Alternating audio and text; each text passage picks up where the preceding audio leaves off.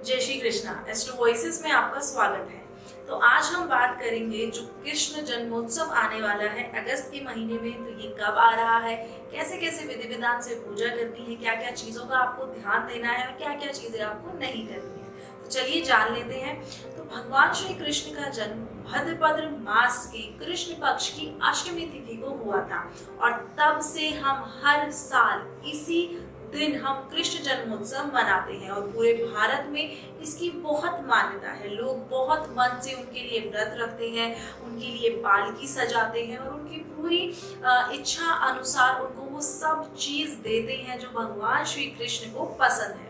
तो चलिए आगे बढ़ते हैं, जानते हैं कि कैसे कैसे इस व्रत का हमें पालन करना है और किस किस समय में हमें व्रत खोलना है और व्रत रखना है।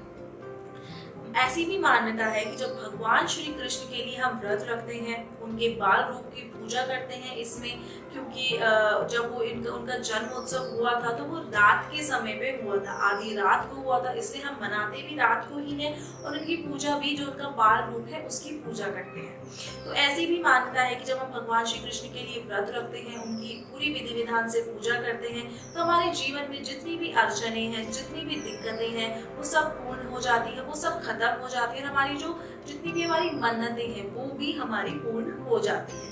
अब जब हम श्री कृष्ण का व्रत रखते हैं, उनकी पूजा करते हैं, तो साथ ही साथ हमें गाय माता की भी पूजा करनी चाहिए, ऐसी भी मान्यता है। जब हम श्री कृष्ण की पूजा करेंगे तो हमें ध्यान देना है कि हम साफ सुथरे स्थान पर बैठे हों, उनको हम साफ सुथरे स्थान पर बैठाएं, साफ सुथरे और सुंदर वस्त्र उनको पहनाएं और खुद भी पहने। और ये भी चीज ध्यान देना है कि जब हम उनके लिए बत्ती बनाएंगे, उसको जब हम घी में प्रज्वलित करेंगे, तो हमको उसमें जो घी है वो गाय का घी ही होना चाहिए, और कोई घी नहीं होना चाहिए।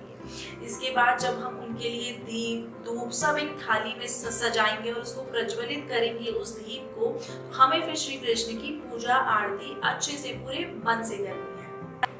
तो हमें सुबह जल्दी उठकर स्नान इत्यादि कर साफ सुथरे कपड़े पहनकर ये सारी चीजें हमें करनी है। इसके बाद हमें उनको झूले पर झुलाना है, उनको बैठाकर उनको झुलाना है, उनकी फिर से हमें पूजा करनी है और ये घर का हर एक सदस्य उनको झुलाएगा।